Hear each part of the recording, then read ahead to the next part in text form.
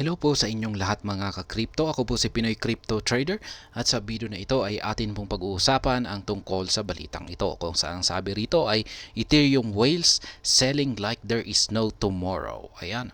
Ibig pong sabihin ay yung mga malalaking investors po ng Ethereum ay nagbebentahan na po sila na yan parang binebenta po nila ng todo yung kanilang mga holdings or hawak na mga Ethereum tokens nila.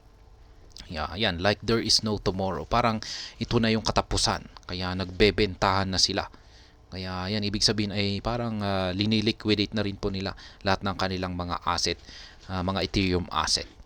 Kaya yan, bago po tayo magpatuloy ay nais ko po munang bigyang linaw ang aking disclaimer kung saan ang nilalaman po ng video na ito ay hindi po ito isang financial advice.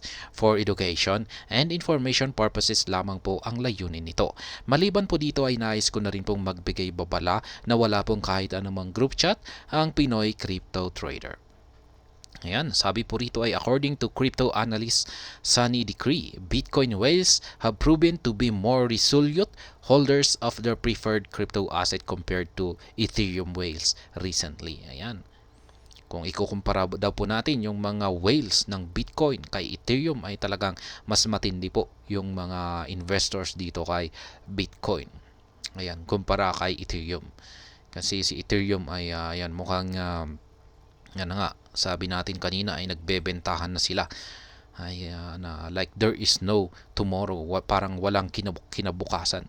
Despite Bitcoin and Ethereum both trading in the red, the analyst pointed out that large Ethereum holders have been aggressively selling their Ethereum stocks in a way Bitcoin whales have not. Yan. Yung mga Bitcoin whales, investors kay Bitcoin ay ayan, nananatiling patuloy pa rin po sa kanilang pag-hold. Ayan, pag-hold ng kanilang mga Bitcoin asset. Pero pagdating po dito kay Ethereum, yung mga whales po ay yan, napaka-agresibo po nila sa pagbebenta ng kanilang Ethereum asset. Ayan, yan po yung pagkakaiba nila ngayon. Ethereum's whales, ayan, sabi ni Sunny Decree, Ethereum whales are selling like there is no tomorrow. Bitcoin whales keep on holding. Ayan. Data shows ETH whales accumulating more. Sentiment data affirms this divergence. The top Ethereum addresses in exchanges accumulating more Ethereum while Bitcoin whales hold steadily. Ayan. Kaya around 8.5% of the total ETH supply sits on exchanges currently. Meanwhile, Bitcoin's exchanges reserves are hovering near multi-low. Ayan po ang nangyayari ngayon. Binabantayan yung mga nangyayari, yung mga behavior ng mga whales. Kasi yung mga whales na ito, yung mga galaw ng mga ito ay talagang nakaka-apekto po ito sa galaw ng mga market, crypto markets.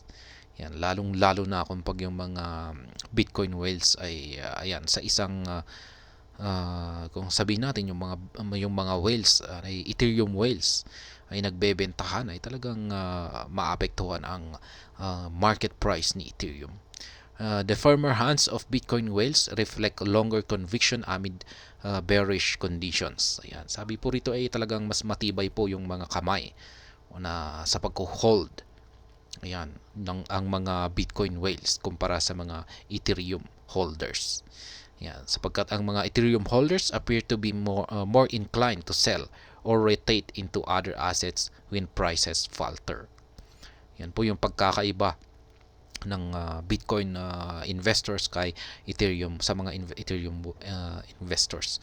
Kasi yung mga Ethereum holders or investors, kung pag nakita daw po nila na bumabagsak ang presyo nito, ay hindi po nila kinakayang i-hold ito, kung saan ay ibebenta na lamang nila ito. Ayan, para maghanap ng ibang mga assets. Ayan, pero kay Bitcoin ay maski bumabagsak ang kanyang presyo ay patuloy pa rin po sila sa pag-hold. Yan, meron silang mas matindi na longer term conviction. This highlights a relative drop in confidence among ETH mega holders compared to stalwart Bitcoiners with a more inelastic supply. Nonetheless, Ethereum whales rotating Ethereum around may simply signal jockeying for position before a bull run by impatient traders. The strongest holders from both camps seems poised to stock more during this period of discounted prices, but the data shows Bitcoin whales boosting the deeper reserves of patience and commitment that form the bedrock of durable long-term stores of value.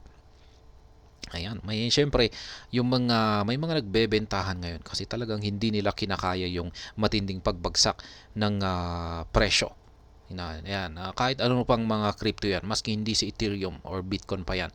Ayan, maging sa ibang mga cryptocurrencies ay talagang nagsisibagsakan ang titindi na kanilang pagbagsak sa presyo. Ay talagang ganyan po talaga ngayon ang kalagayan ng mundo ng cryptocurrency ngayon. Pero ayan, meron pong mga ibang mga investors diyan na sila naman po ay nagsasaya kasi mas nakakabili sila sa murang presyo. Yan, ito yung parang oras na nakakapag-accumulate sila yan ng parang pagkakataon para makapag-accumulate sila ng kanilang maraming mga crypto asset. Yan, kasi bargain price na po ito. Talagang murang-mura na. Yung mga presyo ng mga cryptocurrencies ngayon ay naglalaro sa mga bottom price nila. Yung pinaka-bottom price. Or ito yung pinakamababang presyo. Diyan po yung mga naglalaro po dyan ngayon yung mga presyo ng halos karamihang mga cryptocurrencies sa ngayon. Kaya, ayan. Ito po yung oras para mag-accumulate. Ayan.